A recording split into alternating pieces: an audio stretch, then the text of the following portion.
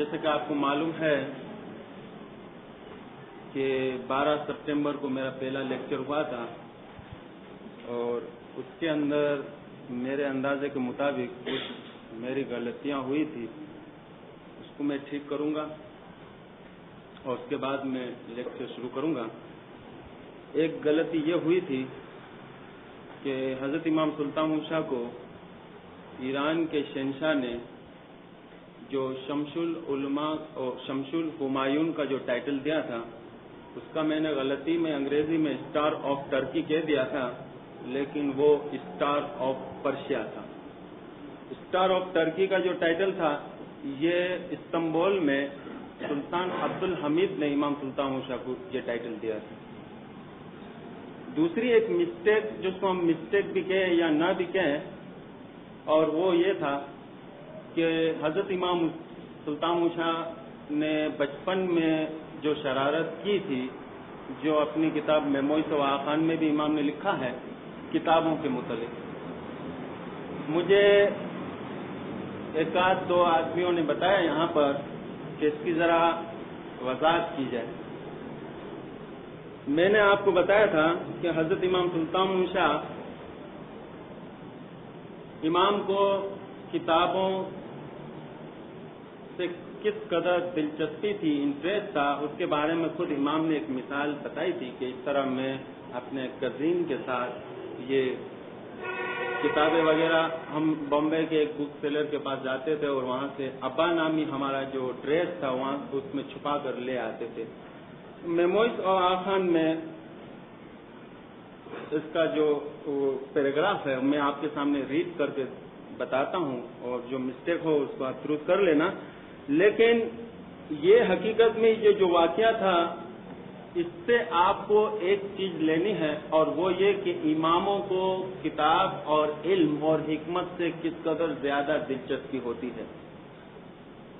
دیکھیے، عربک کی ایک کتاب ہے المجالس و المسائرات، اس کتاب کے اندر حضرت امام موئز کا ایک فرمان ہے۔ وہ فرمان اس طرح ہے: علم و حکمت کی پڑھائی میں ہم جو لذت اور دلچسپی لیتے ہیں، خدا کی قسم اگر اسے دنیا کے لوگ لیتے رہے تو یقیناً وہ دنیا کو ترک کر دیں گے۔ اگر خدا نے ہم پر دنیا کے لوگوں کے واسطے اپنی ظاہری باتوں کو قائم کرنے، اس کی حفاظت اور دنیاوی کاموں کی نگرانی کی ذمہ داری نہ رکھی ہوتی تو ہم یقیناً علم و حکمت کی پڑھائی اور اس کو پانے کے لیے دنیا کو ایک طرف پھینک دیتے۔ اس امام شاہ موئز کے فرمان سے ہمیں پتہ چلتا ہے کہ اماموں کو کتابوں سے کس قدر زیادہ دلچسپی ہوتی ہے۔ حضرت امام مہدی علیہ السلام کا ایک چھوٹا سا واقعہ میں بیان کروں گا کہ کامل ابن اسیر نے اپنی دوسری جلد کے 29ویں پیج پہ لکھا ہوا ہے کہ جب امام مس جامع نامی جگہ پر جا رہے تھے تو اپنے ساتھ خزانے اور بہت سے ایسے کاغذات تھے، بہت سی کتابیں تھیں، راستے میں چوروں نے لوٹ لی۔ امام کو خزانے یعنی امام کے ہاتھ سے یہ خزانہ نکل گیا، سب چیز چلی گئی، اس سے امام کو دکھ نہیں ہوا، لیکن جس چیز کا دکھ ہوا امام کو وہ صرف کتابوں کا۔ امام نے فوراً اپنے بیٹے ابو القاسم یعنی امام شاہ قائم کو روانہ کیا، اور امام شاہ قائم نے اس چور کے ساتھ ایک جنگ کی اور آخر کار وہ کتابیں واپس لے لی اسے۔ تو یہاں سے بھی ہمیں پتہ چلتا ہے کہ اماموں کو کتابوں سے کس قدر زیادہ دلچسپی ہوتی ہے۔ تو میموئز و آخان میں جو پیراگراف ہے اس طرح میں آپ کے سامنے ریڈ کر کے سناتا ہوں، آپ ذرا غور سے سنیے۔ انگریزی میں ہے میموئز و آخان، اردو میں جو ترجمہ ہوا وہ تو آپ کو معلوم ہے کہ اگر 800 پیج ہے تو 8000 اس میں ڈیفیکٹ ہے، 8000 اس میں مسٹیک ہے، غلطیاں ہیں۔ گجراتی میں بھی ترجمہ انڈیا نے کیا ہے، بالکل کریکٹ کیا ہوا ہے، لیکن انگریزی میں جو اس کا ترجمہ اس کا اردو میں نے اپنے طرف سے اس طرح کیا ہے۔ امام نے فرمایا، میں اپنے لیے کتابیں خریدنا چاہتا تھا، مگر اس کے لیے ایک چھوٹی سی رکاوٹ تھی وہ یہ کہ میری والدہ مجھے جیب خرچ نہیں دیتی تھی. میں نے اور میرے رشتہ دار بھائی نے اپنے لیے اس مشکل کو دور کرنے کا ایک بہترین طریقہ نکالا. ہم میں سے ہر ایک نے ایک عبا پہنی. اس طرح لباس پہن کر ہم بمبئی کی ایک مشہور کتابوں کی دکان پر گئے.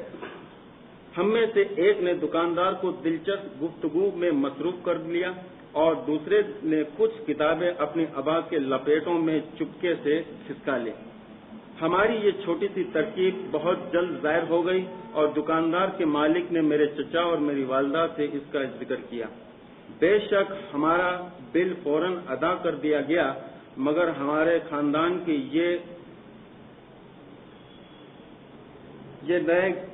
ہمارے خاندان نے یہ طے کیا کہ ہم کو اس واقعے سے کچھ سبق سکھانا چاہیے. لہذا ہم سے کوئی بات نہ کی گئی اور ہم نے بدستور اپنا چھوٹا سا شرارت کا کھیل جاری رکھا. ہم ایک دن اسی کھیل میں مصروف تھے کہ میرے چچا دکان کے اندر داخل ہو گئے. انہوں نے سختی سے حکم دیا، اپنی عبا اتارو. جب ہم نے ایسا کیا تو وہ کتابیں جو ہم نے چھپا رکھی تھی فرش پر گر پڑی. ہمیں اس وقت بے حد شرم و پریشانی ہوئی.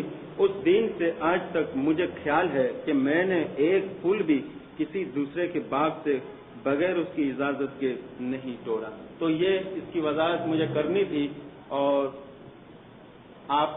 میں سمجھتا ہوں کہ جس نے یہ سوال کیا، میرا یہ واقعہ بیان کرنے کا مقصد یہ تھا کہ اس سے ہمیں پتہ چلے کہ اماموں کو کتابوں سے کس قدر زیادہ دلچسپی ہوتی ہے. بہرحال آج کا دوسرا لیکچر ہم سٹارٹ کرتے ہیں 1901 سے 22 جنوری، جس وقت ملکہ وکٹوریہ کی وفات ہوئی. ملکہ وکٹوریہ کی جب وفات ہوئی اس وقت حضرت امام سلطان شاہ کے تعلقات برطانیہ حکومت کے ساتھ بہت اچھے تھے. امام بمبئی سے سیدھا لندن گئے اور اس کے اندر امام نے شرکت بھی کی. ملکہ وکٹوریہ کے بعد پرنس آف ویلز، جس کا ٹائٹل ایڈورڈ 7، وہ انگلینڈ کی گدی پر آیا. ایڈورڈ 7، اور یہ میموئرز و آخان میں امام نے لکھا ہے کہ اس شخص سے میرے پہلے سے ہی بہت اچھے تعلقات ہو چکے تھے، اور یہ امام کا ایک یورپ کے اندر بہترین دوست تھا. 2 اگست کی تاریخ تھی کہ جب اس ایڈورڈ 7 کی تاج پوشی ہو رہی تھی تو اس نے اپنے دوست، اپنے رفیق حضرت امام سلطان شاہ کو بامبے سے ایک ٹیلی گرام کیا اور امام کو دعوت دی کہ وہ بھی اس کے اندر شرکت کرے. اس طرح امام وہاں پر گئے، اور ابھی تک وکٹوریہ کی طرف سے، ملکہ وکٹوریہ کی طرف سے امام کے پاس صرف KCIE کا ٹائٹل تھا، Knight Commander of the Indian Empire کا ایک ٹائٹل تھا. ایڈورڈ 7 نے اس میں پروموشن کیا اور اس نے ایک نیا، اس سے بھی بڑھ کر ایک ٹائٹل دیا، وہ تھا GCIE. GCIE یعنی Grand Cross of the Indian Empire. یہ ٹائٹل امام کو 26 جون 1902 کے اندر عنایت کیا گیا.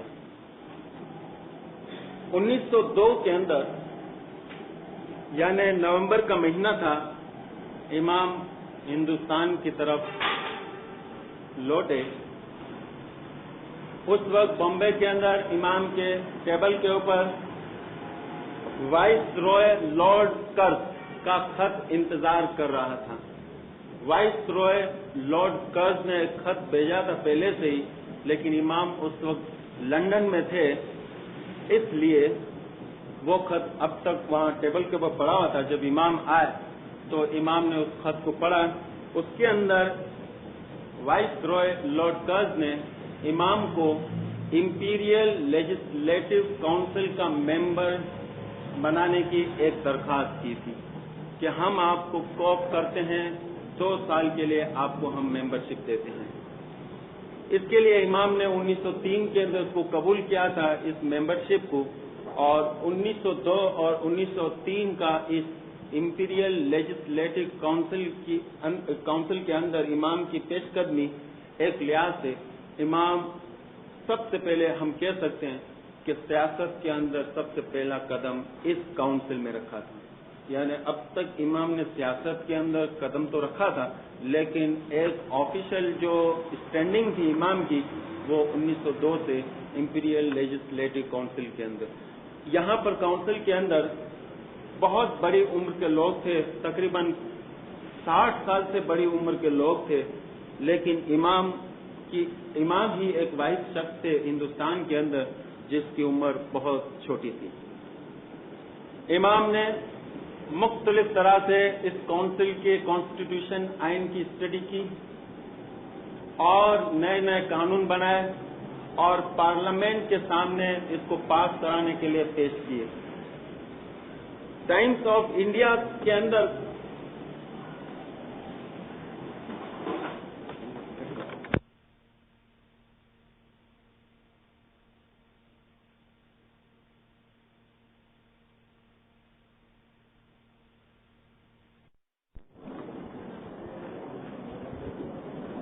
امپیریل لیجسلیٹو کونسل کے اندر امام نے جو خدمت پیش کی تھی اس کے بارے میں ٹائمز آف انڈیا کے اندر اس کی جو پریس تھی اس کے اندر نوروز جی مانک جی دماشیا نامی ایک پارسی شخص تھا اس نے، اور دوسرا بامبے گیزٹ کے اندر مسٹر فرینک براؤن، ان لوگوں نے امام کی بہت تعریف کی، اس قدر زیادہ تعریف کی کہ آج بھی بامبے گیزٹ کے اندر آپ اسٹیٹ بینک کی لائبریری کے اندر آپ دیکھ سکتے ہو کہ بامبے گیزٹ کے بہت اچھے خاصے کلیکشن ہیں. ویسے میں سمجھتا ہوں یونیورسٹی کے اندر بھی ہے، اور یہ گیزٹ کے اندر اگر آپ دیکھو گے تو مسٹر فرینک براؤن کے اچھے اچھے آرٹیکل ہے، اور اس میں امام نے کیا خدمتیں پیش کی تھی اس کے بارے میں ایک ڈیٹیل نوٹ اور ویریس قسم کے آرٹیکلس نظر آتے ہیں. اب آپ آئیں گے سر سید احمد خان کی طرف، اور سر سید احمد خان آپ کو معلوم ہے کہ 1875 کے اندر علی گڑھ کالج اینگلو عربک کالج کی بنیاد رکھی تھی. یہ ہندوستان کے اندر واحد شخص تھا کہ جو تعلیم کے لیے اب تک سب سے زیادہ کوشش کر رہا تھا. چونکہ میں نے نہیں دیکھا لیکن میرے دوستوں نے مجھے بتایا ہے کہ لندن کے اندر کچھ کاغذات آج تک محفوظ ہیں کہ سر سید احمد خان نے جب ہندوستان کے اندر اعلان کیا کہ آپ انگریزی سیکھو گے تب انگریزوں سے بات کرنا سیکھو گے، جب بات کرنا سیکھو گے ساتھ میں آپ سیاست سیکھو گے، سیاست اگر آپ میں آئے گی تب آپ کو آزادی کے بارے میں زیادہ مہم چلانے کی آپ میں ہمت آئے گی. لیکن یہ جو مسلمان کے جو ملا اور مولوی جو تھے، خاص کر کے لکھنؤ کے اور دلی کے مولوی جو تھے ذرا کٹر ٹائپ کے ہوتے ہیں یہ لوگ، ان لوگوں نے سر سید احمد خان کے خلاف ایک فتویٰ لکھا کہ یہ ہمیں کافر بنا رہا ہے اور یہ کہتا ہے کہ انگریزی سیکھو اور اس طرح انگریزی سکھا کر ہمیں مذہب سے یہ دور کرے گا. اس قسم کا جو فتویٰ ہے انگریزوں نے اس کی ایک کاپی اٹھا کر لندن کے اندر محفوظ کر دی ہے. اور آج ان مولویوں سے پوچھو تو سر سید احمد خان کو اب تو ملائک کا درجہ مل گیا، نبوت بھی مل گئی، سب کچھ مل گیا، لیکن پہلے کافر تھا ان کی نظروں کے اندر. تو یہ سر سید احمد خان جس کی وفات 1898 کے اندر ہوئی تھی، اور اس کے 2 سال پہلے یعنی 1896 کے اندر جب اس کی 82 سال کی عمر تھی اور امام کی 19 سال کے قریب عمر تھی، اس نے امام سے ملاقات کی تھی. اور 1898 کے اندر جب اس کی وفات ہوئی تو اس کے بعد علی گڑھ کالج کو چلانے کے لیے جو شخص آیا تھا وہ تھا نواب محسن الملک. نواب محسن الملک یہ بھی سر سید کا صحیح معنی میں ایک جانشین تھا. اس کو بھی وہی شوق تھا، وہی جذبہ تھا، وہی اسپرٹ تھی لیکن اس کے سامنے جو دشواری تھی، جو تکلیف تھی، وہ یہ تھی کہ کالج کو یونیورسٹی بنانے کے لیے ایک تو اس کو معلوم تھا کہ ٹائم زیادہ لگے گا، لیکن ساتھ ساتھ اس کے لیے پیسوں کی زیادہ ضرورت تھی، اور پیسے یعنی کالج کو فائنانس کرنے کے لیے اس نے ایک ترکیب سوچی کہ کیوں نہ ہندوستان کے اندر ایک کانفرنس بلائی جائے مسلمانوں کی، یعنی ایجوکیشن کانفرنس، اور اس کے اندر ہز ہائنس سراہ خان کو پریزیڈنٹ بنایا جائے، اور اس کی نگاہ حضرت امام سلطان شاہ کی طرف تھی۔ تو اس طرح آل انڈیا مسلم ایجوکیشنل کانفرنس 1903 میں دلی کے اندر ہوئی امام کی صدارت میں۔ سر سید احمد خان نے جو اپنی حیاتی میں ایک فورکاسٹ کی تھی وہ یہ تھا کہ مردی از غیب بیرون آیت و کاری کند، ایک مرد غیب میں سے آئے گا اور وہ کام کو مکمل کرے گا، یہ اس کی فورکاسٹ تھی، اور نواب محسن الملک کو معلوم تھا کہ سر سید احمد خان کا اشارہ ہز ہائنس سراہ خان کی طرف تھا۔ یہ کانفرنس دلی دربار کے اندر ہوئی، اور اس کے اندر کون کون آئے تھے؟ بہت سے لوگ تھے، لیکن خاص جو لوگ تھے اس کے نام میں آپ کو بتاؤں۔ انڈین آرمی کے کمانڈر لارڈ کچنر، بامبے کے گورنر لارڈ نارتھ کوٹ، یونائٹڈ پروونشل کے گورنر لیفٹیننٹ سر جیمز لاتوس، آرل اور پریمبورگ، سر ڈونلڈ رابرٹ، سر ڈیوڈ، سر منچر جی باؤنگری، اور شاعر مولوی الطاف حسین حالی۔ اس کے علاوہ ہسٹورین شمس العلماء علامہ شبلی نعمانی بھی وہاں پر موجود تھا۔ امام نے ایک بہت اچھی اسپیچ کی، اور اس اسپیچ کے اندر یعنی 1903 میں دلی دربار کے اندر یہ پہلی کانفرنس کے اندر امام نے ڈائریکٹ اشارہ کیا اور ڈائریکٹ فرمایا کہ اس وقت مسلمانوں کو ہندوستان کے اندر ایک یونیورسٹی کی بہت سخت ضرورت ہے۔ مولانا نذیر احمد تقریر کے بعد جوش میں آ کر امام کے پاس آیا اور کرسی کے بازو میں کھڑا رہ گیا، اور امام کے بازو میں کھڑا رہ کر پبلک کے سامنے اس نے یہ فارسی کے اشعار کہے۔ اس نے کہا، آفا کہا دل دیدے ام، مہر بوتا و دیدے ام، بسیار خوبا دیدے ام، اما نو چیزی دگری۔ یعنی میں نے بہت سے ممالک دیکھے ہیں، چاند جیسی خوبصورتی سے محبت کی ہے، بہت خوبصورت انسانوں کو دیکھا ہے، لیکن آپ کی ہستی تو نرالی ہے۔ اس طرح یہ کانفرنس کامیابی کے ساتھ ہوئی، اور اس کے اندر امام نے اس زمانے کے مطابق 35,000 کا یونیورسٹی کو عطیہ یعنی علی گڑھ کالج کو عطیہ دیا۔ اس کے اندر امام نے ایک چیز کے اوپر جو زور دیا وہ یہ تھا کہ آپ کے اندر جو کسٹم ہے، پرانی جو عادتیں ہیں، پرانے جو دستور اور رسمیں ہیں، اس کو آپ نکال دو، آپ وقت کے ساتھ چلو۔ اور اسلام بھی یہ سکھاتا ہے کہ انسان کو وقت کے ساتھ ساتھ چلنا چاہیے۔ اور اس طرح نہ صرف اتنا بلکہ ایک کمیٹی بنائی گئی امام کی قیادت میں فنڈ جمع کرنے کے لیے کہ ہندوستان کے کونے کونے میں ہم جائیں گے اور فنڈ جمع کریں گے۔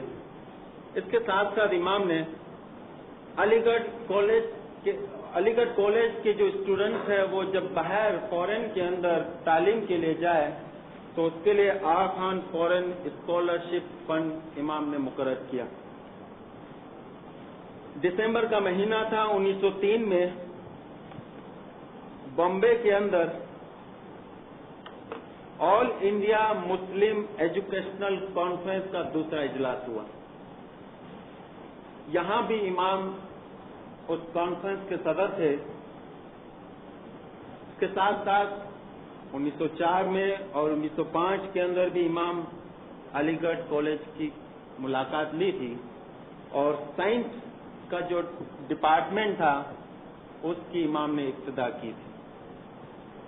اب میں نے آپ کو بتایا کہ ایک کمیٹی مقرر کی گئی تھی، اس کے جو ہیڈ تھے وہ ہمارے امام حضرت امام سلطان شاہ تھے، اور اس کا جو سیکرٹری تھا مولانا شوکت علی۔ یہ ایک وقت ایک ڈیپوٹیشن کی صورت میں سب سے پہلے الہ آباد آئے، اس کے بعد بھوپال آئے، اور بھوپال کی رانی نے بھی دل کھول کر اس میں چندہ دیا۔ اس کے بعد یہ ڈیپوٹیشن لکھنؤ کے اندر آیا، تو اس وقت لکھنؤ کے اندر علامہ شبلی نعمانی وہاں پر موجود تھا، اور اس نے نیوز پیپر کے اندر ایک بہت اچھا آرٹیکل لکھا۔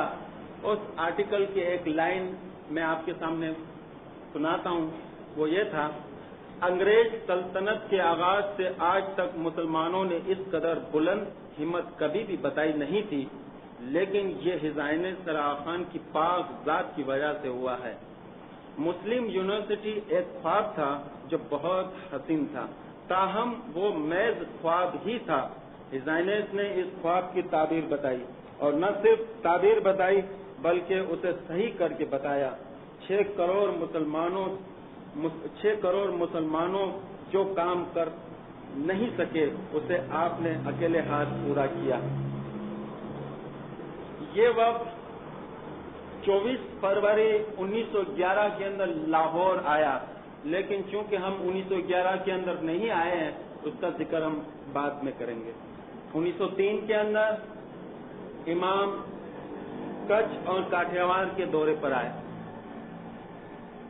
کچھ کے اندر اور کاٹھیاوار کے اندر کچھ علاقے ایسے تھے، شہر تھے، اس کے اندر امام آئے۔ امام نے وہاں فرامین کیے اور جماعت کے کام کاج جو کچھ بھی تھے اس کو پورا کیا اور دیدار بھی دیا۔ امام سورت، احمد آباد، وڈوان کیمپ، سدھپور، راجکوٹ، جام نگر، مندرا، بدریسر، ناگپور اور کیرا وغیرہ کے علاقے میں دیدار دیا۔ آپ نے سنا ہوگا خاص کر کے یہاں پر ستارے کے اندر، اور میں اس کو ریپیٹ کروں گا کہ 16 نومبر سے لے کر 22 نومبر آپ مندرا کے اندر تھے، اور مندرا کے اندر 80 سال کی ایک عمر کا ایک شخص حضرت امام سلطان شاہ کی حضور میں آیا، اس نے دیدار کیا۔ پنڈول کے اندر آگے بڑھ کر آیا، کامرے کے پاس آیا، اور کامرے کے سامنے ہاتھ جوڑ کر آنکھیں بند کر کے ایک عرض کی کہ کامرے صاحب، میری ایک آرزو ہے، اور وہ یہ کہ میں امام کے سامنے ایک گنان کا پاٹھ بولوں۔ کامرے صاحب نے بتایا کہ دیکھو، اس وقت امام کو بہت کام ہے اور بہت ہم بزی ہیں، اگر آپ کو گنان کا پاٹھ بولنا ہے تو آپ جماعت خانے کے اندر آئیے، ہم وہاں پر آپ کو چانس دیں گے، یہاں پر ہم آپ کو چانس نہیں دے سکتے۔ 23 نومبر سے لے کر 24 نومبر تک آپ بدریسر میں تھے، بدریسر کی جماعت کو دیدار دے رہے تھے۔ یہاں پر بھی وہ بزرگ 80 سالہ بزرگ شخص آیا، اور وہاں پر عملداری کے سامنے اسٹیج کے پاس آ کر ہاتھ جوڑ کے اس نے عرض کی، آنکھیں بند کر کے۔ اس وقت اس کی آنکھوں میں سے پانی آ رہے تھے کہ عملداری صاحب، میری ایک آرزو ہے، میری ایک خواہش ہے کہ میں امام کے سامنے ایک گنان کا پاٹھ بولوں۔ بڑی مہربانی ہوگی آپ کی اگر آپ مجھے اجازت دے دو، میں چاہتا ہوں کہ میں امام کے حضور میں ایک گنان کا پاٹھ بولوں۔ یہاں پر عملداری صاحب ذرا اس کو غصے میں ڈانٹے اور اس طرح اس کو چانس نہیں دیا، اور اس طرح یہ شخص یہاں سے چلا گیا۔ 25 نومبر سے لے کر 29 نومبر تک حاضر امام سلطان شاہ کا پروگرام ناگپور کے اندر تھا، بہت بڑی جماعت تھی۔ یہاں پر آخری دیدار تھا 29 نومبر کا، بہت بڑی تعداد میں لوگ آئے تھے۔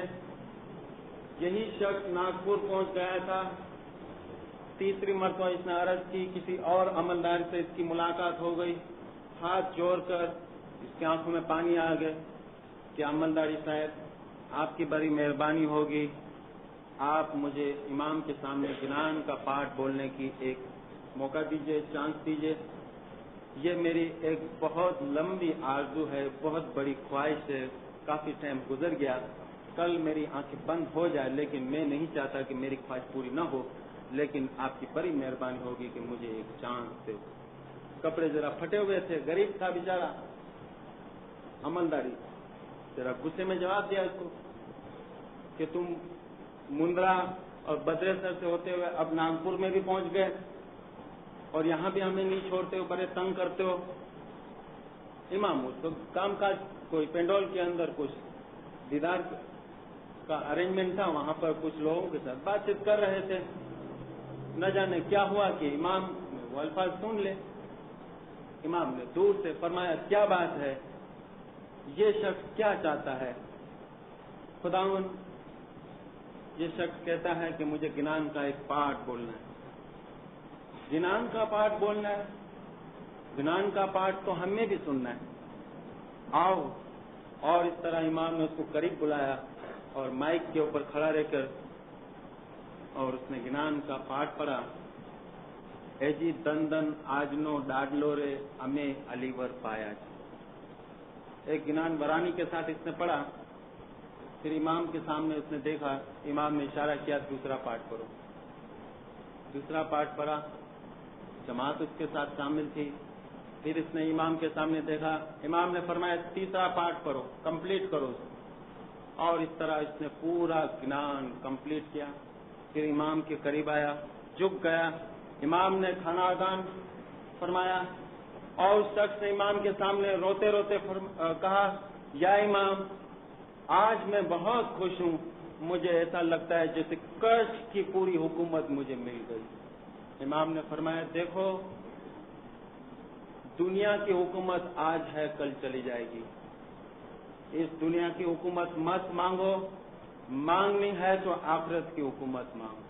ہم تمہیں آخرت کی حکومت دیتے ہیں اور آخرت کے اندر تمہیں ہم یاد کر کے بلائیں گے کہ بغت ہمیں وہ گنان کا پارٹ سناؤ جو تم نے ہمیں کچھ کے اندر سنایا تھا.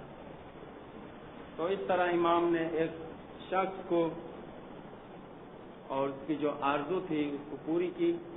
اور اس طرح امام کا 1903 میں کاٹھیاواڑ اور کچھ کا دورہ مکمل ہوا.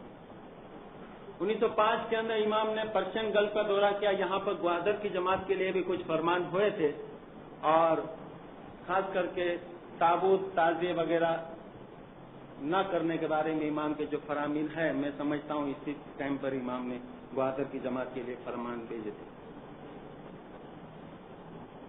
آپ نے میموئرز آف آخان کی اسٹڈی کی ہوگی اور میں آگے بڑھوں اس کے پہلے ایک چیز کی میں وضاحت کر لوں گا کہ میموئرز آف آخان کے علاوہ آپ نے بہت سی کتابیں پڑھی ہوگی، بہت سی گیزٹ، جرنل، آرٹیکل اور کتابیں بھی اسٹڈی کی ہوگی کہ امام کو گھوڑے سواری کا بہت شوق تھا. ریس کورس کے اندر امام کے گھوڑے ہوتے تھے اور اس کے اوپر بہت سی نکتے چینیاں ہوتی تھی، کرٹیسائز ہوتے تھے کہ ایک امام گھوڑے سواری کا شوق کرتا. اور میں اس کے بارے میں کہ یہ شوق امام کو کیوں تھا اور کس طرح یہ امام، اس کی میں ڈیٹیل تو یہاں پر نہیں بتا سکتا، مجھ سے بعد میں آپ پوچھ سکتے ہو، میں بتاؤں گا ضرور. لیکن کچھ ایران کی نسل کے گھوڑے تھے اور وہ گھوڑے مر نہ جائے اس لیے امام نے اس کی تربیت کے لیے، اس کی مشق کے لیے گھوڑوں کو پالا تھا اور گھوڑے باقاعدہ تندرست رہے اس لیے اس کو فرانس کی ڈربی کے اندر امام بیچتے تھے. گھوڑے کی جو ریس کا جہاں تک تعلق ہے اور جہاں تک ایک جانور گھوڑے کا تعلق ہے، میں صرف اتنا بتاؤں گا کہ قرآن کے اندر خداوند تعالیٰ نے چاند، سورج، آسمان، ہر چیز آپ نے اسٹڈی کی ہوگی، ہر چیز کی قسم کھائی ہے. قسم اس لیے کھاتے ہیں، تعویل اس کی یہ بتائی جاتی ہے کہ جو چیز آپ کو پسند ہے اس چیز کی قسم کھائی جاتی ہے. خدا کو چاند، انسان، فرشتے، ہوا، بادل، پہاڑ، سب چیز پسند تھی کیونکہ اس کو اس نے بنایا تھا، اور جب یہ چیز پسند تھی خدا کو، اس نے اس کی قسم کھائی۔ تو ساتھ ساتھ اس نے تیز بھاگتے ہوئے گھوڑے کی بھی قسم کھائی ہے قرآن کے اندر۔ ایک گھوڑے کی قسم نہیں کھائی ہے، لیکن تیز بھاگتے ہوئے گھوڑے کی قسم کھائی ہے۔ اس گھوڑے کی قسم کھائی جس کے اندر اسپیڈ ہو، اور جس کو ہم انگریزی میں اسپیڈ کہتے ہیں، یعنی جس میں بھاگنے کی صلاحیت ہو۔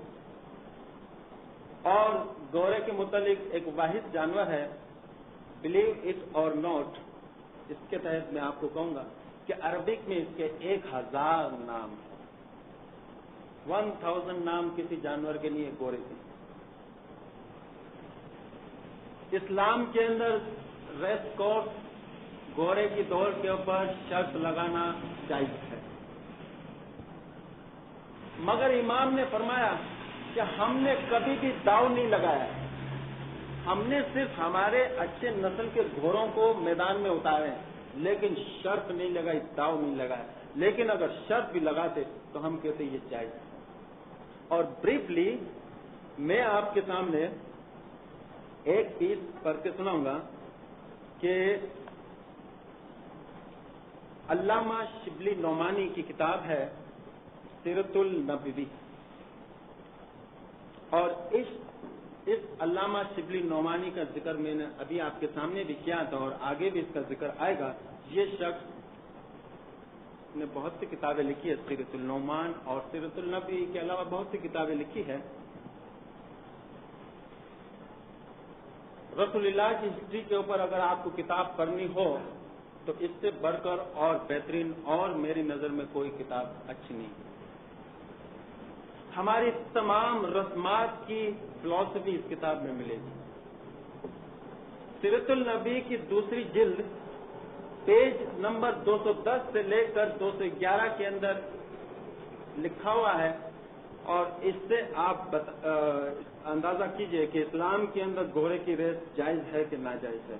لیکن ایک چیز میں بتا دوں گا کہ آپ نے گھوڑوں کی ریس کا آپ نے دیکھا ہوگا کہ جو گھوڑا آگے بڑھ جائے اس کو ونر کہہ دے، یہ نہیں ہے، لیکن جس گھوڑے کے کان آگے ہے وہ ونر ہوتا ہے۔ اور کہتے ہیں کہ یہ انگریزوں نے نکالا، لیکن سیرت النبی کا دعویٰ ہے کہ یہ تو رسول اللہ کا بنایا قانون ہے کہ جس کے کان آگے وہ سب سے پہلے۔ یہ قانون انگریزوں کا نہیں، حقیقت میں اسلام نے یہ قانون بنایا ہے۔ شارٹلی بہت مختصراً میں آپ کے سامنے یہ پڑھوں گا ضرور، تاکہ اس کی وضاحت مجھے آگے کرنے کی ضرورت پیش نہ آئے۔ تو 210 اور 211 نمبر پیج پہ لکھا ہوا ہے، آپ اس کو ذرا غور سے سننا۔ گھوڑے کی سواری آپ کو نہایت مرغوب تھی، آپ فرمایا کرتے تھے الخیل محبوب فی نواسیہا الخیر۔ گھوڑوں کے علاوہ گدے، خچر، اونٹ پر آپ نے سواری فرمائی ہے۔ آپ کے خاص سواری کے گھوڑے کا نام یوحف تھا، گدے کا نام افیر اور خچر کا نام دلدل اور تیا، اور اٹنیوں کا نام کسوا اور ازبا تھا۔ مدینہ سے باہر ایک میدان تھا جس کی سرحد حتبہ سے لے کر سنیتا الوداع تک 1 میل تھی۔ یہاں گھوڑے کی دوڑ کی مشق کرائی جاتی تھی۔ گھوڑے جو مشق کے لیے تیار کرائے جاتے تھے، ان کی تیاری کا یہ طریقہ تھا کہ پہلے ان کو خوب دانہ گھاس کھلاتے تھے، جب وہ موٹے تازے ہو جاتے تو ان کی غذا کم کرنی شروع کرتے اور گھر میں باندھ کر چارہ جامہ کشتے پسینہ آتا اور خشک ہوتا۔ روزانہ یہ عمل جاری رہتا۔ رفتہ رفتہ جس قدر گوشت چر جاتا تھا، خشک ہو کر ہلکا پھلکا شریش بدن نکل آتا۔ یہ مشق 40 دن میں ختم ہوتی۔ حضرت کی سواری کا ایک گھوڑا تھا جس کا نام سنجا تھا، اور ایک دفعہ اس کو آپ نے بازی میں دوڑا دی۔ اس نے بازی جیتی تو آپ کو خاص مسرت ہوئی۔ گھوڑے دوڑ کا اہتمام حضرت علی کے سپرد تھا۔ انہوں نے اپنی طرف سے سراقہ بن مالک کو یہ خدمت سپرد کی۔ اور اس کے چند قاعدے مقرر کیے جن کی تفصیل حسب ذیل ہے۔ نمبر 1، گوروں کی صفیں قائم کی جائے اور 3 دفعہ پکار دیا جائے کہ جس کو لگام درست کرنی یا بچے کو ساتھ رکھنا یا ذہن الگ کر دینی ہو الگ کر لے۔ نمبر 2، جب کوئی آواز نہ آئے تو 3 دفعہ تکبیریں کہی جائے، تیسری تکبیر پر گھوڑے میدان میں ڈال دیے جائیں۔ نمبر 3، گھوڑوں کے کان آگے نکل جائے تو سمجھ لیا جائے کہ وہ آگے نکل گیا۔ حضرت علی خود میدان کے انتہائی سرے پر بیٹھ جاتے اور ایک خط کھینچ کر 2 آدمیوں کو دونوں کنارے پر کھڑا کر دیتے۔ گھوڑے انہی دونوں کے درمیان سے ہو کر نکلتے۔ اونٹوں کی بھی دوڑ ہوتی تھی۔ حضرت کی خاص سواری کا ناکا ازبا ہمیشہ بازی لے جاتا۔ ایک دفعہ ایک بدو اونٹ پر سوار آیا اور مسابقت میں ازبا سے آگے نکل گیا۔ تمام مسلمانوں کو سخت صدمہ ہوا۔ حضرت نے فرمایا، خدا پر حق ہے کہ دنیا کی جو چیز گردن اٹھائے اس کو نیچے دکھائے۔ تو یہ میں نے آپ کو بتایا کہ 210 اور 211 نمبر پیج کے اوپر سیرت النبی علامہ شبلی نعمانی کی کتاب کے اندر لکھا ہوا ہے، اور یہ بخاری اور نسائی کی حدیثوں کے سپورٹ میں لکھی گئی ہے۔ سید امیر علی، یہ تو سنی کا حوالہ میں نے دیا، اب ایک شیعہ کا حوالہ دوں۔ اس کی کتاب اسپرٹ آف اسلام کے علاوہ ایک اور کتاب ہے، ایک a short history of the Saracen. یہ کتاب میک ملن اینڈ کمپنی لندن سے 1955 میں شائع ہوئی۔ اس کتاب کے 447 نمبر پیج پر لکھا ہوا ہے، گھوڑوں کی دوڑ میں شرط لگانا اسلام میں مستحل یعنی جائز ہے۔ تو اس طرح میں سمجھتا ہوں کہ اس کی وضاحت میں نہیں کروں گا، لیکن جو کچھ بھی ہوا یہ اسلام کے منافق ہے، بالکل اسلام کے عین مطابق ہے اور ایک کوئی نئی بات نہیں ہے۔ لیکن بعد میں جو یہ گیمبلنگ کی صورت اختیار کر لیتی ہے تو وہ ظاہر ہے اسلام کے اندر ناجائز ہے، لیکن امام نے کبھی گیمبلنگ نہیں کی۔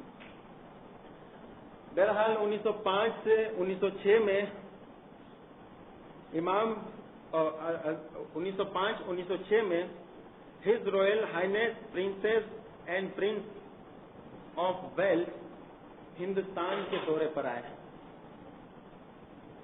اور امام کی دعوت پر انہوں نے علی گڑھ کالج کو دیکھا۔ رات کو کے آنر میں ایک ضیافت رکھی گئی تھی۔ نواب محسن الملک وہ اس وقت وہاں پر موجود تھا۔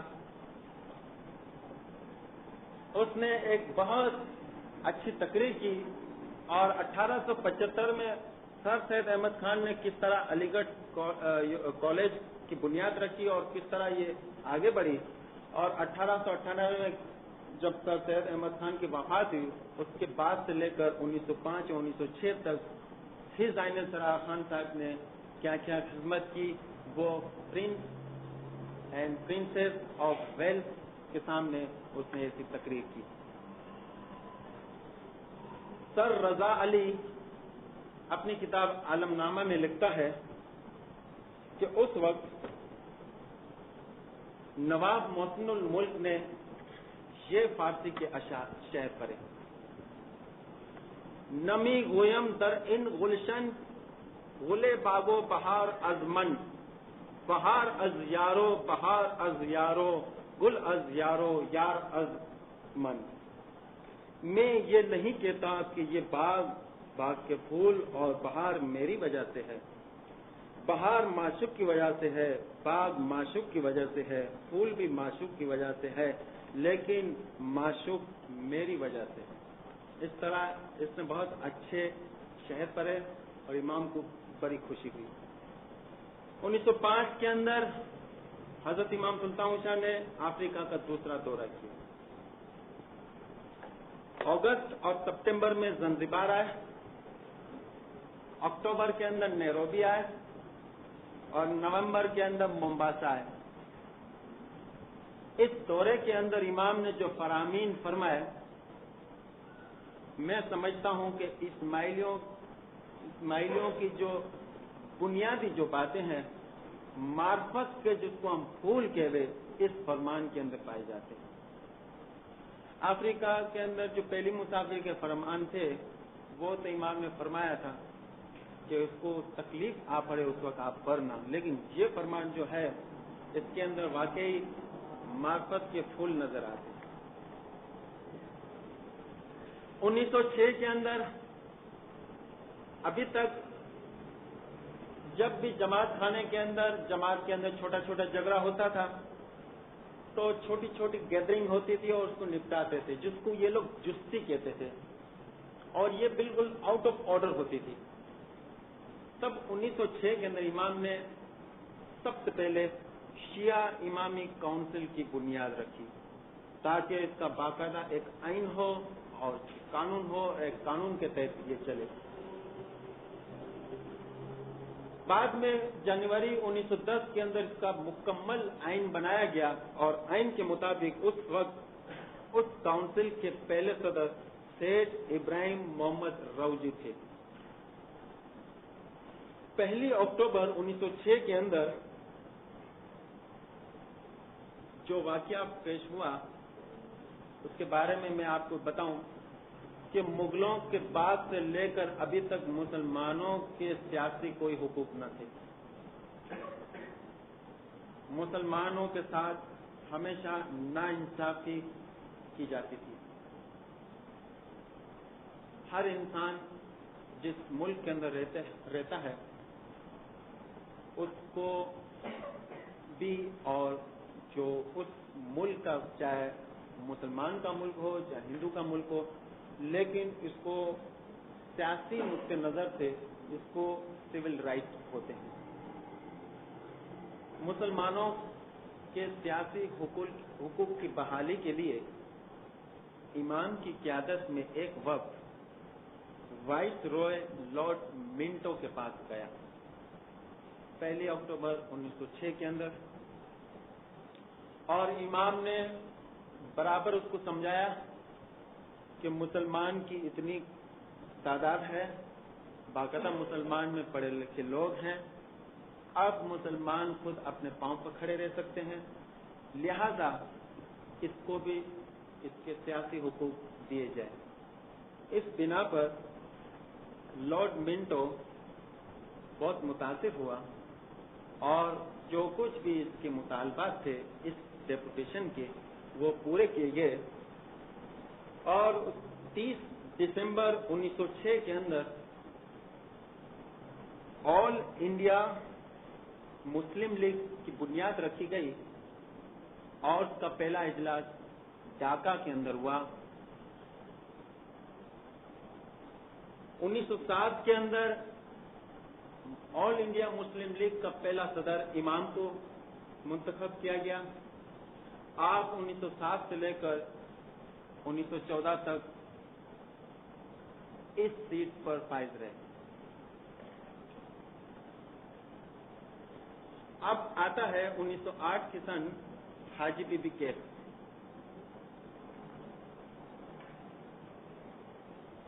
آغا حسن علی شاہ کے 4 فرزند تھے۔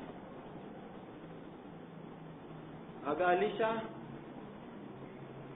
آغا جنگی شاہ، آغا جلال شاہ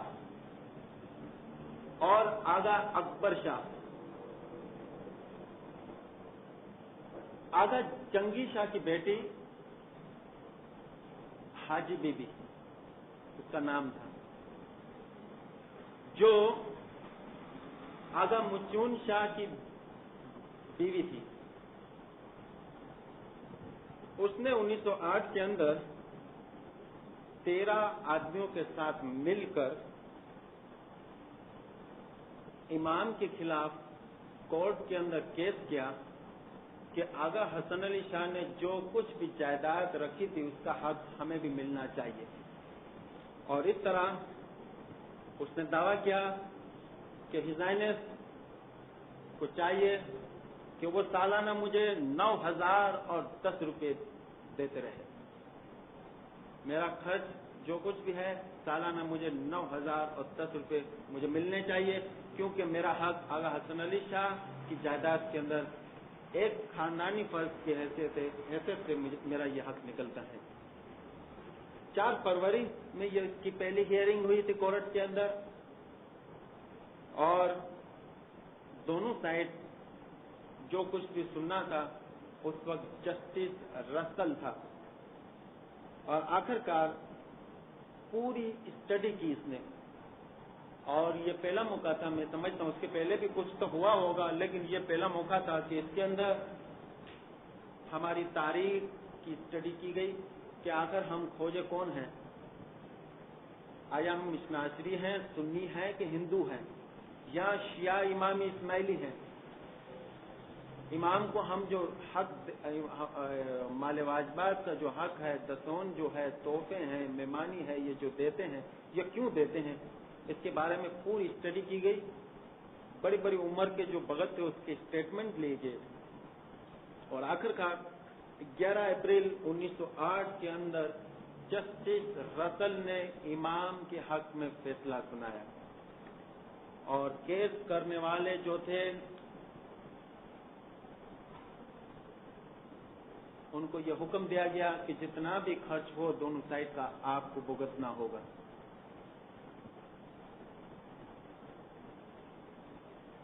شہزادی بیگم کے ساتھ اب تک امام سلطان شاہ کی ایک ہی شادی ہوئی تھی، شہزادی بیگم جو آغا جنگی شاہ کی بیٹی تھی۔ یہ 1908 کی بات ہے۔ ایک بھگت کا نام آپ نے سنا ہوگا، بھگت کارا روڈا۔ اس شخص کی 3 مارچ 1931 کے اندر بامبے کے اندر وفات ہوئی تھی۔ یہ شخص راجکوٹ کے اندر تھا اور ویرپور کے اندر اس کی ولادت ہوئی تھی۔ مشنری بھی تھا، بھگت بھی تھا، اور پریچر بھی تھا، دائی بھی تھا، اور دوسرے الفاظ میں اگر کہے تو ایک درویش تھا یہ شخص۔ 1908 کی یہ بات ہے کہ اب تک امام کو ایک اولاد نہیں ہوئی تھی، اور یہ جو بھگت تھا اس کی یہ طاقت تھی عبادت کے اندر کہ میں چاہتا ہوں کہ 2-4 آپ کو ایک باتیں سناؤں کہ آپ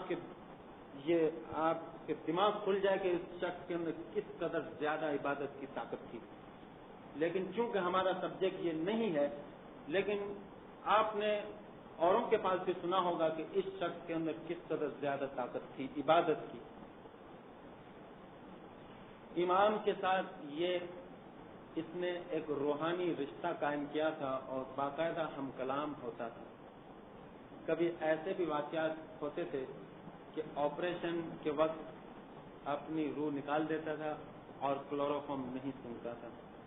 کبھی بیٹھے بیٹھے گھر کے اندر بھی چھوٹے چھوٹے کرشمے دکھاتا تھا۔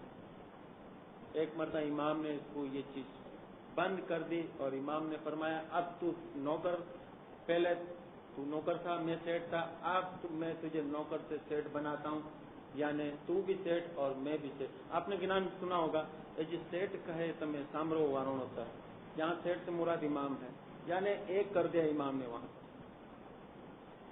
اس شخص نے ایک مرتبہ سوچا کہ امام کی شادی تو ہو چکی ہے لیکن امام کو اولاد نہیں ہوئی ہے، اور اگر اولاد نہیں ہوئی ہے تو امام کا جانشین کون بنے گا؟ اکیلے گھر کے اندر اس شخص نے سوچا، بس اس نے سوچا، رات کو اس نے عبادت کی، کنیکشن عبادت کا ٹوٹ گیا۔ کنیکشن جو روز اس کا قائم ہوتا تھا عبادت کا روحانی رشتہ، وہ اس رات کو کٹ آف ہو گیا۔ 2-3 دن اس نے کوشش کی لیکن روحانی کنیکشن اس کو نہیں ملا اور کنٹیکٹ نہ کر سکا، ذرا پریشان ہو گیا۔ جو کچھ بھی بھگت لوگ سمجھتے ہیں کہ غلطی ہو یا مسٹیک ہو، اس کے بارے میں اس نے کافی سوچا۔ 6-8 دن گزر گئے، 1 مہینہ گزر گیا، حتیٰ کہ 3 مہینے گزر گئے، لیکن اس کے اس نے کبھی بھی 3 مہینے کے اندر کبھی بھی امام کے ساتھ ہم کلامی نہیں کی. کنیکشن بالکل کٹ آف ہو گیا. عبادت کے اندر اس کے اندر جو مزہ آتی تھی وہ بھی ختم ہو چکا. اس وقت 1907 اور 1908 کی بات ہے. امام نے ایک فرمان بھیجا بامبے جماعت کو کہ ہم بامبے کی جماعت کے اندر صبح کو 10 بجے آئیں گے دیدار کے لیے. جماعت کو کہہ دو کہ سب تیار رہے, وہاں بیٹھے رہو. 10 بجے کا ٹائم ایگزیکٹ. وال کیسر کا بنگلہ جو تھا امام کا, اور بامبے کے اندر جماعت تھی, کوئی امام دور نہیں تھے. 10 بجے جماعت انتظار کر رہی ہے. 10:15 ہوئے, 10:30 ہوئے, 11:45 بج گیا, حتیٰ کہ 11 بج گئے. جماعت اب تو گریازاری کے گنان پڑھنا شروع کر دیا. 11:30 بج گئے, 11:45 بج گئے اور 12 بج گئے, لیکن امام نہیں آئے. 12:30 بج گئے. تب مکھی نے سوچا کہ 2.5 گھنٹے ہو گئے, امام ابھی تک آئے نہیں.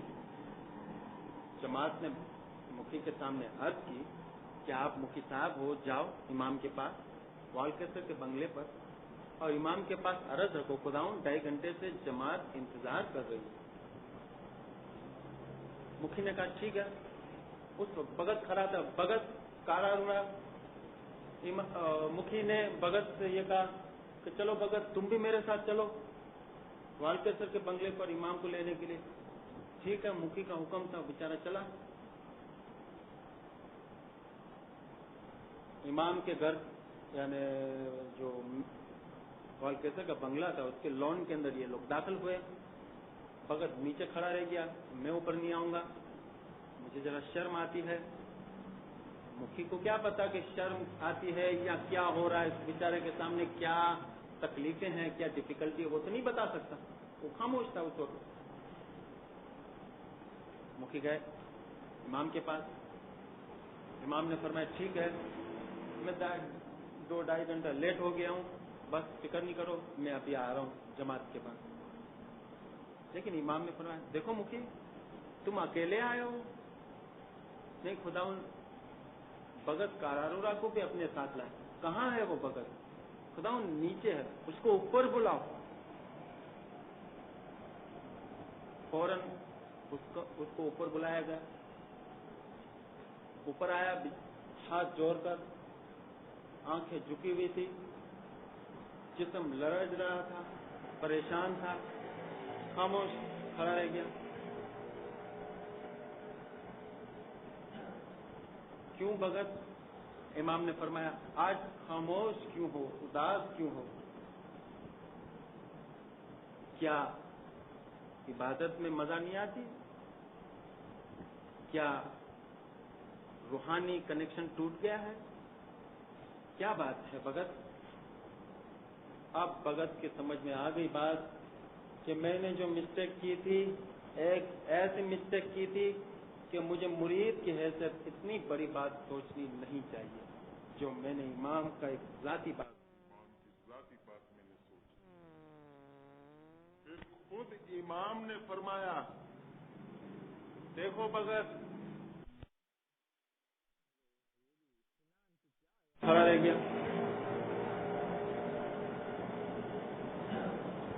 کیوں بھگت؟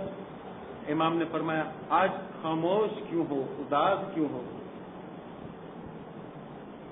کیا عبادت میں مزہ نہیں آتی؟ کیا روحانی کنیکشن ٹوٹ گیا ہے؟ کیا بات ہے بھگت؟ اب بھگت کے سمجھ میں آ گئی بات کہ میں نے جو مسٹیک کی تھی, ایک ایسی مسٹیک کی تھی کہ مجھے مرید کی حیثیت اتنی بڑی بات سوچنی نہیں چاہیے, جو میں نے امام کا ایک ذاتی بات, امام کی ذاتی بات میں نے سوچی. پھر خود امام نے فرمایا دیکھو بھگت, جانشینی کا جہاں تک تعلق ہے, اولاد اور فرزند کا جہاں تک تعلق ہے, وہ خدا کے ہاتھ میں ہے. تم خدا کی خدائی میں ہاتھ مت ڈالو. پھر فرماتے ہیں یہ ذمہ داری ہمارے اوپر ہے، مریدوں کے اوپر نہیں ہے۔ کبھی بھی امام کے جانشین اور امام کے فرزند کے متعلق کبھی بھی مت سوچنا۔ اگر سوچو گے تو تمہیں تکلیف ہوگی۔ مکھی جماعت کو بتا دو کہ اگر تم بھی ایسا سوچو گے تو تمہاری بھی وہ حالت ہوگی جو بھگت کی آج حالت ہے۔ اور ان سے پوچھو کہ پچھلے 3 مہینے میں تیرے سامنے کیا ہو رہا ہے، تیرے ساتھ کیا ہو رہا ہے۔ پھر بھگت نے معافی مانگی امام کے پاس اور امام نے اس کو معاف کر دیا۔ بہرحال ایک اچھی مثال امام نے قائم کی، اور اس کے بعد بھگت نے کبھی بھی ایسی بات نہیں سوچی تھی۔ تو 1908 کے اندر امام کی دوسری شادی ہوئی پرنسس تھیریسا کے ساتھ مصر کے اندر۔ اس وقت امام کی عمر 32 سال کی تھی۔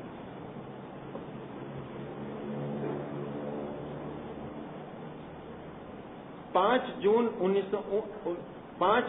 1909 کے اندر پرنس آف ویلز یعنی شہنشاہ ایڈورڈ 7 نے امام کو لندن کے اندر ضیافت کے لیے دعوت دی،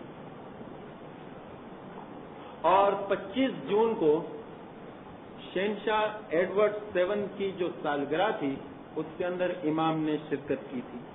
ایک بہت بڑا فنکشن تھا اور اس کے اندر بہت بڑے بڑے لوگ آئے تھے، جس کے اندر امام بھی شامل تھے۔ 1909 کے اندر 24 جون آل انڈیا مسلم لیگ کا اجلاس لندن کے اندر ہوا تھا، اور اس کے اندر بھی امام نے شرکت کی تھی۔ میں نے آپ کو پہلے بتایا کہ 1907 سے لے کر 1914 تک امام آل انڈیا مسلم لیگ کے صدر تھے۔ تو 1909 کی بات تھی کہ امام نے اس وقت لندن کے اندر بھی اس کے اجلاس میں شرکت کی تھی۔ 1910 کے اندر یعنی 10 جنوری بامبے کے اندر انجمن اسلام نے ایک پروگرام ارینج کیا تھا۔ اس کے اندر شیعہ اور سنی اور دوسرے بڑے بڑے علماء آئے تھے۔ امام کو موقع ملا تھا، کیونکہ امام قیادت میں تھا یہ، کہ وہ بھی ایک تقریر فرمائے۔ تب امام نے جو ایک تقریر کی تھی اس کا ایک پیراگراف میں آپ کے سامنے پڑھ کر سناتا ہوں۔ امام نے فرمایا، مسلمانوں کو انگریزی، عربی کے علاوہ سنسکرت کی تعلیم کی ضرورت ہے۔ اسلام تعلیم کے خلاف نہیں۔ ہمارے پیغمبر صاحب نے اپنے مریدوں کو عربستان سے روم اور چین جیسے دور دراز ممالک کی باتیں سیکھنے اور اس کا علم حاصل کرنے کے غرض سے بھیجا تھا۔ آپ نے مزید فرمایا، فقط انگلستان میں نہیں بلکہ فرانس اور وسیع جرمنی میں بھی ذاتی طور پر قربانیاں دینے والے بہت ہیں۔ یہ قربانی دینے کی طاقت صرف عیسائی یا یہودی میں ہی نہیں، لیکن اسلامیوں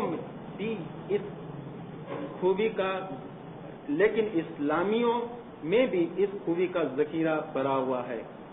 اگر اپنے جذبات کو روشن کیا جائے تو آج مسلمان جو بھی حالت بھگت رہے ہیں اس کے بدلے کچھ اور حالت ہو جائے گی۔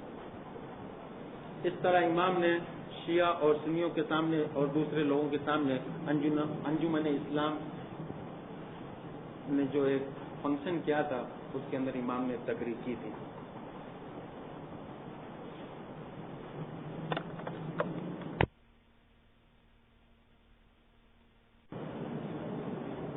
سات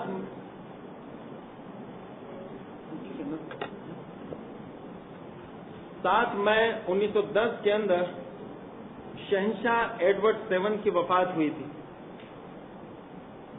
امام نے فوراً تمام ہندوستان کے اسماعیلیوں کو یہ حکم بھیجا، ایک فرمان بھیجا کہ آپ اپنے تمام دھندا، روزگار، بزنس سب بند کر دو اور اس غم کے اندر آپ بھی شامل ہو جاؤ۔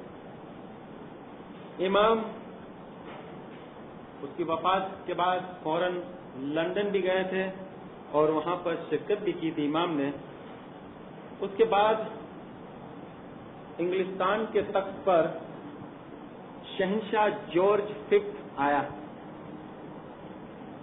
جون مہینے میں یعنی 1911 کے اندر شہنشاہ جارج ففتھ آیا تھا. اس کے ساتھ بھی امام کے بہت اچھے تعلقات تھے.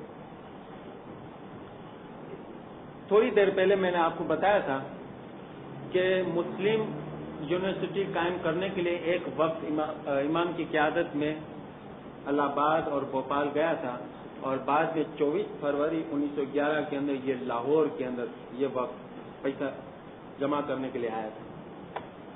علی گڑھ کالج کو یونیورسٹی بنانے کے لیے جتنی رقم کی ضرورت تھی وہ تو ایک پل میں امام سب دے سکتے تھے, لیکن امام چاہتے تھے کہ تمام مسلمان کنٹریبیوٹ کریں, سب اس کے اندر شامل ہو, سب اس میں شرکت کرے, تاکہ جب یہ یونیورسٹی بنے تب سب کے دل میں یہ جذبہ اور شوق پیدا ہو کہ ہم نے بھی سب مل کر ایک مسلمان کی یونیورسٹی بنائی تھی.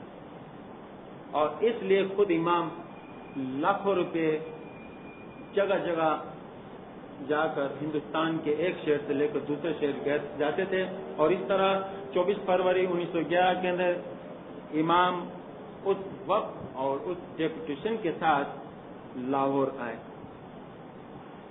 لاہور کے اسٹیشن پر ہزاروں مسلمان پہلے سے وہاں پہنچے ہوئے تھے.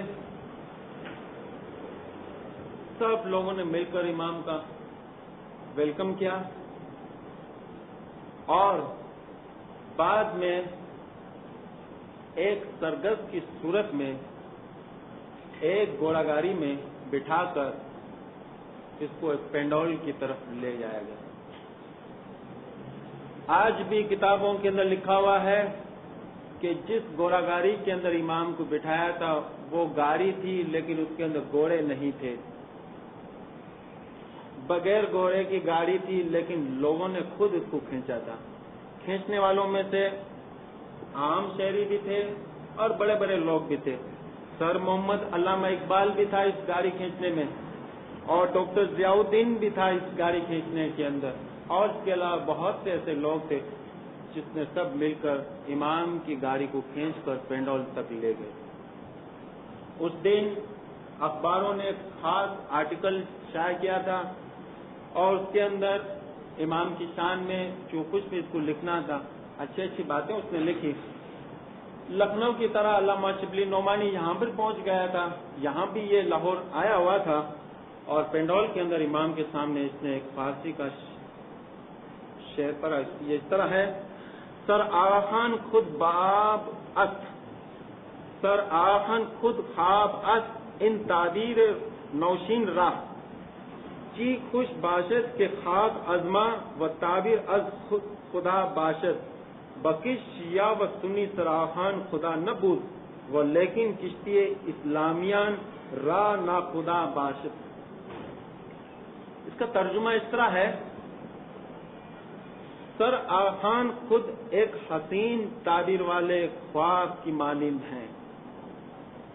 کتنا اچھا ہے کہ وہ خواب ہمارا ہو اور اس کی تعبیر خدا کی طرف سے ہو. سر آخان شیعہ اور سنی کے خدا تو نہیں، لیکن سچ تو یہ ہے کہ آپ اسلام کی کشتی کے ناخدا ضرور ہیں.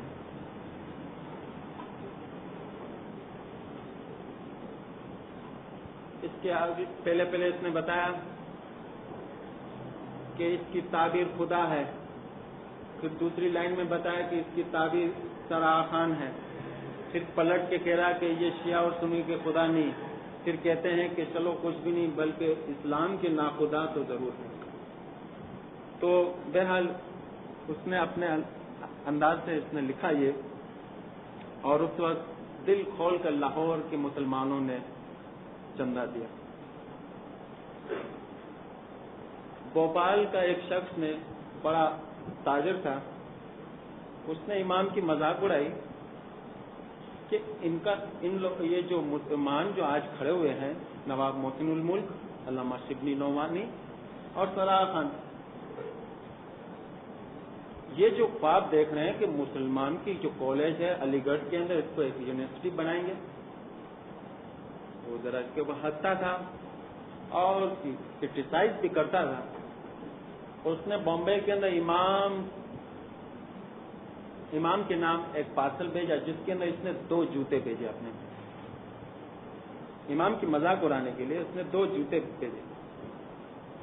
جب پارسل کھولا گیا تو دیکھا کہ 2 جوتے تھے اور فلانا شخص کا نام کس نے بھیجا وہ نہیں لکھا ہوا تھا.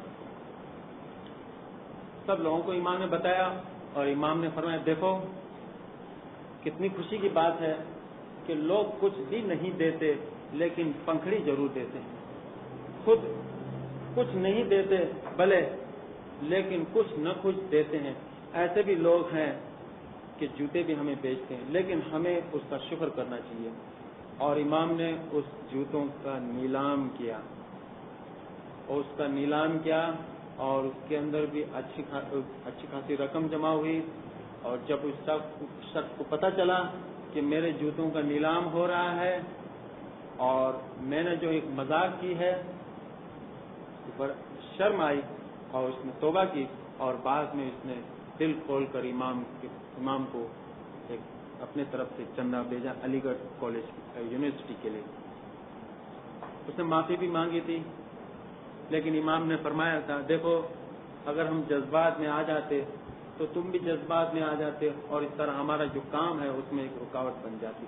لیکن تم نے جو بھیجا ہم نے اس کو قبول کیا اور ہم نے یہ جوتے بھی اس کو قبول کر کے اس کو ہم نے نیلام کر کے اس میں سے بھی ہم نے رقم بنائی ہے. 13 جون 1911 کے اندر اب پرنسس تھیریسا تھی تو 13 جون 1911 کے اندر پرنس علی سلمان خان کی اٹلی کے گاؤں ٹورین کے اندر ولادت ہوئی. اٹلی کے اندر ایک گاؤں ہے ٹورین، وہاں پر اس کی ولادت ہوئی. لیکن اس کی ولادت کے پہلے امام کو ایک اور بیٹا ہوا تھا جس کا نام مہدی تھا، لیکن اس کی وفات بچپن میں ہی ہو چکی تھی. نور المبین کے اندر مہدی کا فوٹو ابھی تک موجود ہے لیکن اس کی بچپن میں یاد رکھنا اس کی وفات ہو گئی تھی. اس کے بعد سیکنڈ جو سن تھا امام کا دوسرا فرزند تھا وہ پرنس علی سلمان خان. اسی 1911 کے اندر امام کو برٹش حکومت نے GCSI کا ٹائٹل دیا. GCSI کا ٹائٹل دیا تھا برٹش گورنر نے. اور اسی سال جرمن کا کراؤن پرنس ولہیلم ہندوستان آیا تھا. مستقبل میں ہونے والا یہ شہزادہ تھا جرمن کا ولہیلم ہندوستان آیا. امام سے اس کی ملاقات ہوئی. امام کے ساتھ اس نے بلیئرڈ کھیلی. بلیئرڈ کھیلتے کھیلتے اس نے مغروری سے امام سے کہا ہم برطانیہ کے خلاف لڑیں گے تب آپ اور ہند کے سربراہ کیا کرو گے؟ جب ہم برطانیہ کے ساتھ یعنی ہم جرمنی لڑیں گے تو آپ اور دوسرے ہندوستان کے جتنے سربراہ ہیں بڑے بڑے ہیں وہ کیا کریں گے؟ تب امام نے فوراً جواب دیا ہم بھی تمہارے ساتھ لڑیں گے اور ہماری فوج کے ساتھ تمہارے ملک جرمنی میں داخل ہو جائیں گے. یہ سن کر ولہیلم بالکل خاموش ہو گیا. لیکن اخبار کے اندر یہ بات آئی تھی اور برطانیہ کے لیے تو یہ بات فیور کر رہی تھی. لیکن امام نے یہاں پر یہ الفاظ اس قسم کے الفاظ فرما کر یہ بتانا چاہتے تھے کہ میں کس قدر دل سے برطانیہ کی حکومت کو ساتھ دے رہا ہوں.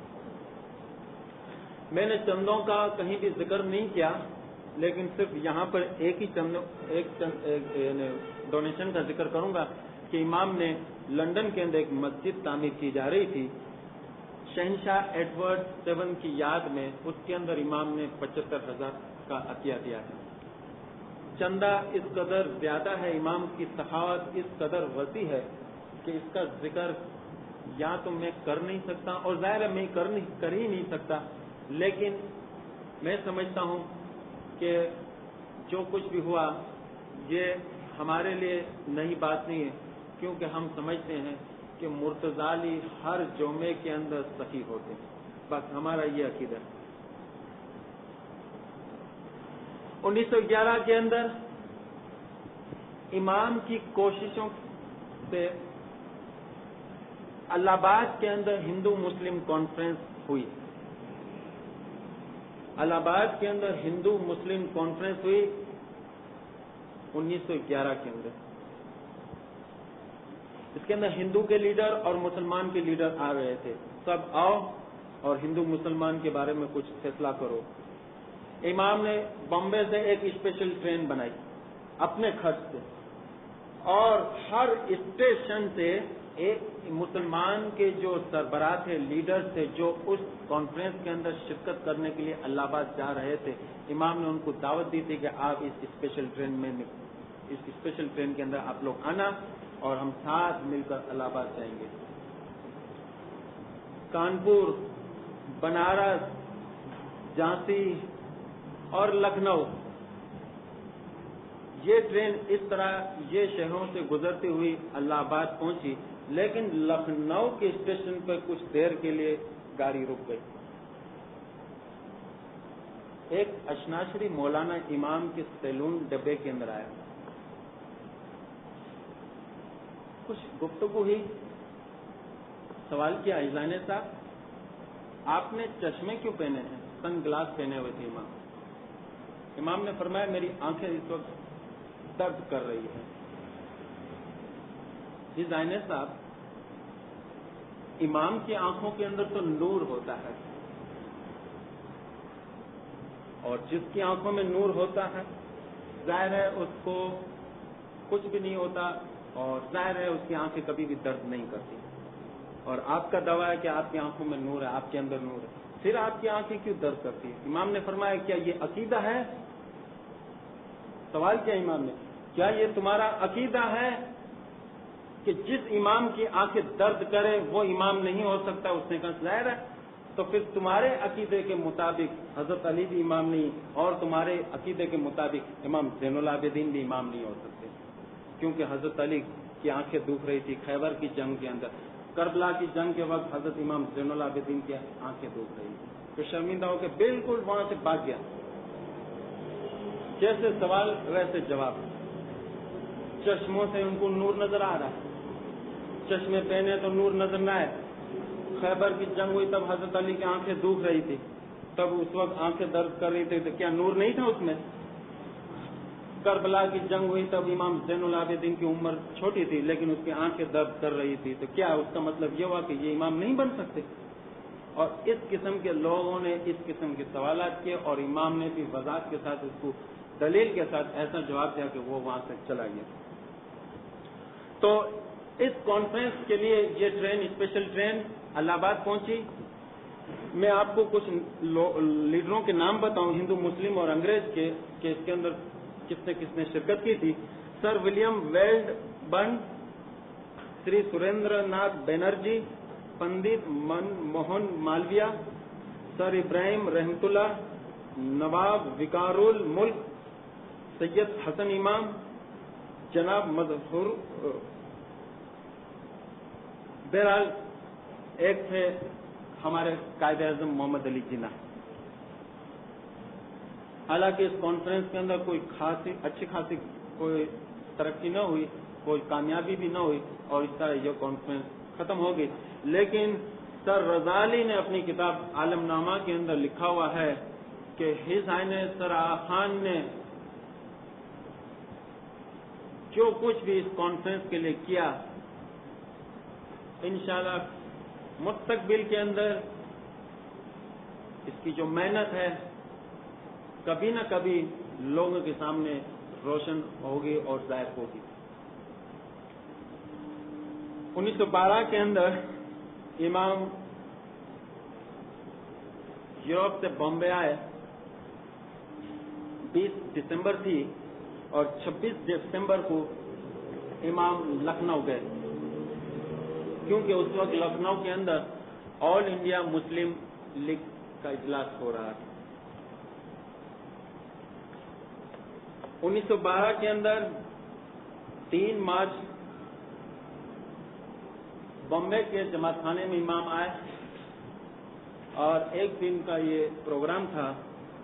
اس کے اندر امام نے مہمانیاں قبول کی تھی, فرمان بھی ہوا تھا ایک اور دیدار بھی ہوا تھا. پنجاب کی ایک اسماعیلی عورت نے امام کے حضور میں مہمانی رکھی. 3 مارچ کی بات ہے اور یہاں پر میں یاد آتا میں ذکر کر لوں. اس نے امام کے حضور میں مہمانی پیش کی.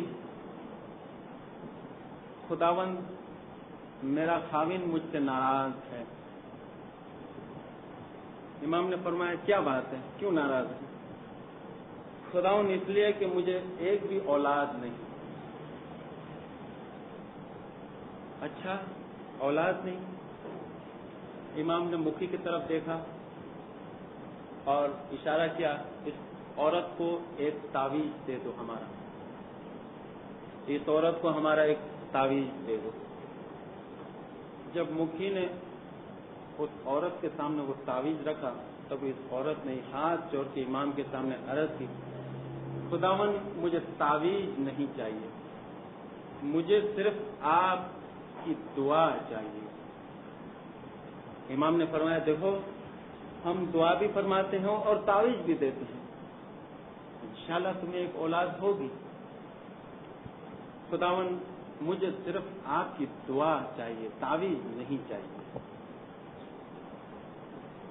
تیسری مرتبہ امام نے فرمایا ٹھیک ہے یہ تعویذ رکھ لو اور میں دعا کرتا ہوں تجھے ایک ضرور اولاد ہوگی اور تیرا خاوند کبھی بھی تجھ سے ناراض نہیں ہوگا. رو پڑی عورت, خداوند میں بہت مجبور ہوں, آپ مجھے صرف دعا کرو, مجھے تعویذ نہیں چاہیے. امام نے تعویذ رکھ دیا. امام نے دعا فرمایا میں دعا کرتا ہوں تجھے اولاد ہوگی. عورت وہاں سے چلی گئی. اپنی لکڑی سے وہ جو ڈیسک کے اوپر وہ تعویذ پڑا تھا اس کو اٹھایا, امام نے جماعت کو دکھایا. دیکھو ہنستے ہوئے امام نے ذرا مسکرایا. مسکراتے ہوئے امام نے فرمایا دیکھو آج میرا 100 روپے کا بیپار نہیں ہوا. جماعت ہنسنے لگی. تب امام ذرا سیریس ہو گئے. امام نے فرمایا میرے دھرم کے اندر, میرے دین کے اندر 2 قسم کی مرید ہیں.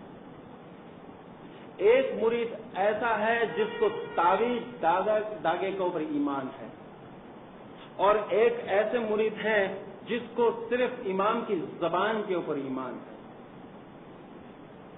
لیکن ہمارے مرید جو داغے اور تعویذ کے اوپر ایمان رکھتے ہیں وہ غیروں کے پاس نہ چلے جائے, مجبوراً ہمیں بھی ایک تعویذ رکھنا پڑتا ہے. اور ہمارے ایسے بھی مرید ہیں جس کو صرف امام کی زبان کے اوپر ایمان اور یقین ہے اور وہ سمجھتے ہیں کہ جو کچھ بھی ہے امام کی دعا کے اندر سمائی ہوئی ہے. یہ عورت بھی ایک مثال تھی اس کی. امام نے فرمایا اس عورت کو تعویذ اور داغے کے اوپر بالکل ایمان نہیں تھا, اس کو صرف امام کی زبان اور دعا کے اوپر ایمان تھا. امام نے فرمایا تعویذ کو دوبارہ اٹھاتے ہوئے امام نے فرمایا یہ تعویذ اور یہ اہل بیت یہ کیا امام کی شان ہے؟ ہم تعویذ کبھی بھی نہیں رکھتے, لیکن مجبوراً افسوس کہ ہمارے ایسے بھی مرید ہیں جو غیروں کے پاس چلے جاتے ہیں, داغا لیتے ہیں, تعویذ لیتے ہیں, پانی لیتے ہیں, وہ غیروں کے پاس نہ چلے جائے, اس لیے مجبوراً مجھے یہ تعویذ رکھنا پڑتا ہے, ورنہ تعویذ باویذ جیسا ہمارے مذہب میں کچھ بھی نہیں. تو میں سمجھتا ہوں کہ ہمارے لیے یہ مثال جو 3 مارچ 1912 کے اندر ہوئی, پنجاب کی عورت نے ایک مثال ہمارے سامنے پیش کی, وہ ہمارے لیے ایک بہت بڑا اور بہت اچھا سبق ہے اور اس کے اوپر ہم انشاءاللہ عمل کریں گے. 1913 کے اندر امام نے ہندوستان کا دورہ کیا. ایک سرے سے لے کے دوسرے سرے میں امام گئے اور ہر مرید سے ملے. امام 12 جنوری کو سورت آئے. सिद्धपुर के अंदर इमाम 13, 14 और 15 जनवरी में आए। वीरपुर में 22, 28, 29 और 30 जनवरी में आए। अहमदाबाद में 1 फरवरी को आए और बंबई में 18 और 19 फरवरी में आए। यहाँ पर दीदार भी हुआ, बड़े काम का कामकाज भी हुआ और मेहमानियां वगैरह भी। 1914 के अंदर इमाम ने बर्मा का टूर किया और रंगून की जमात को दीदार दिया। 7, 9, 10, 13 और 17 फरवरी 1914 में।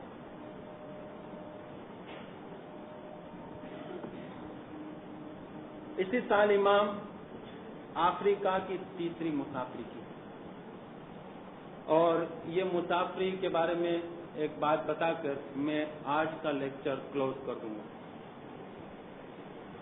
इमाम ने सिर्फ ज़ंज़िबार की मुलाकात ली थी 15 जुलाई से लेकर 19 जुलाई, 21 जुलाई से लेकर 27 जुलाई तक दीदार दिया और फरमान की। उसके बाद ज़ंज़िबार के अंदर ही 29 और 31 जुलाई में फरमान भी हुए और दीदार भी हुआ। उसके बाद 14 अगस्त और 6 अगस्त में फरमान भी हुआ और दीदार भी हुआ। ये मैंने आपको बताया कि 1914 की तारीख 1914 थी और यहाँ पर इमाम ने सिर्फ ज़ंज़िबार की मुलाकात ली थी। 1914 के अंदर एक वाक़या पेश हुआ और बहुत ही इंटरेस्टिंग बात है। 1912 की बात है कि अफ्रीका का एक मुरीद करोड़पति था, बॉम्बे के अंदर आया होगा और इमाम के पास इसने एक अर्ज रखी होगी मेहमानी में कि खुदावन मुझे एक औलाद चाहिए। इमाम ने फरमाया था उसको, देखो भगत, तुम्हारे पास माल है, सब कुछ है, दौलत सब कुछ खुदा ने दिया है, तुम औलाद मत मांगो। वो बंबई में ही था। दोबारा इमाम की मुलाकात ली वालकेसर के बंगले के अंदर। इमाम के पास दोबारा इसने अर्ज की, या मौला मुझे औलाद चाहिए। इमाम ने समझाया इसको, देखो भगत, औलाद क्यों मांगते हो, क्या करोगे, तुझे अब क्या चीज की जरूरत है, छोड़ दो, मत मांगो। चला गया वो। तीसरी मरतबा वापस आया इमाम के पास, खुदावन मुझे एक औलाद चाहिए। इमाम का हाथ मुबारक पकड़ के इसने इमाम से मांगा, खुदावन मुझे औलाद चाहिए। अच्छा भगत, औलाद चाहिए, ठीक है, हम तुम्हें एक औलाद दे देते हैं। ये ज़ंज़िबार चला गया। 1913 के अंदर इसके घर में एक औलाद हुई, जिद से मांगी हुई औलाद। हाथ इतने लंबे के पांव से दूर एक बच्चा हुआ, उसका हाथ इस कदर लंबे, पांव बहुत छोटे,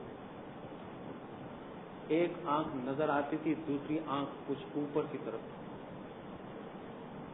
चमड़ी जिस्म की फटी हुई। इंसान की औलाद या हैवान की औलाद कोई कहना, अगर झूले के अंदर पड़ा हुआ तो ऐसा महसूस हुआ जैसे एक शेर गोश्त का टुकड़ा पड़ा हुआ। ये इसके घर में औलाद हुई। 1914 के अंदर इमाम आए ज़ंज़िबार के अंदर, झूले के साथ इमाम के हुजूर में पेश किया, खुदावन मुझे ऐसी औलाद नहीं चाहिए, मैंने औलाद मांगी थी लेकिन मुझे अब औलाद नहीं चाहिए। रोने लगा। इमाम ने फरमाया, खबरदार, आज तुम ये नहीं कह सकते हो कि तुझे औलाद न। تم کو ہم نے 3 مرتبہ سمجھایا کہ بغیر اولاد مت مانگو، تمہارا حساب پورا ہو چکا ہے،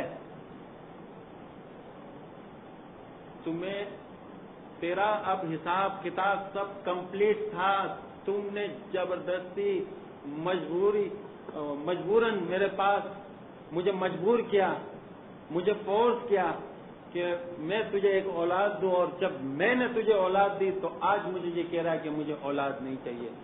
دیکھو بغت، تیرے اعمال کے اندر کوئی بھی مسٹیک نظر نہیں آتی تھی، تم نے اولاد مانگی، حقیقت میں تم نے اولاد نہیں مانگی بلکہ خدا کے پاس ایک عذاب مانگا ہے۔ یہ تیرے لیے رحمت نہیں لیکن رحمت ضرور ہے، اب اس عذاب کو تجھے نبھانا ہوگا۔ اگر اس اولاد کو تم نے تکلیف پہنچائی، اگر اس اولاد کو تم نے کہیں پھینک دیا، قیامت کے دن میں تجھے اس طرح پھینک دوں گا، میں تیرا حساب لوں گا، میں تجھ سے یہ پوچھوں گا کہ تم نے ایک انسان کے ساتھ کیا یعنی ٹریٹ کیا۔ بہرحال اس کے گناہ اس طرح بڑھتے گئے اور بعد میں بہت رویا، لیکن آخر میں امام نے ایک مرتبہ اس کے لیے فرمایا تھا کہ 1912 کے اندر جو تم نے مجھ سے اولاد مانگی تھی، اس وقت کے تیرے اعمال نامے اور آج کے اعمال نامے میں بہت فرق ہے، کیونکہ دونوں کے درمیان جو فاصلہ ہے ایک اولاد کی وجہ سے۔ 2 نیگرو، افریقن نیگرو اس اولاد کو پالتے تھے اور بعد میں اس کی وفات ہو گئی، اور اچھا ہی ہوا کہ ایسا ہوا۔ بہرحال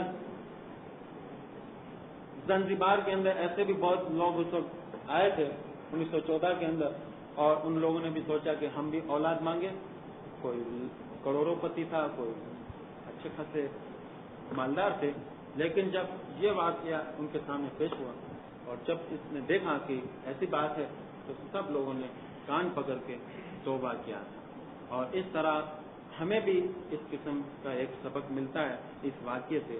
اور بہرحال آج 1914 تک آئے اور 14 سال کی باتیں ہوئی، اور انشاءاللہ تیسرے لیکچر کے اندر ہم اس سے آگے بڑھیں گے اور اس سے بھی اچھی کلاس انشاءاللہ آپ کے تعاون سے لیں گے۔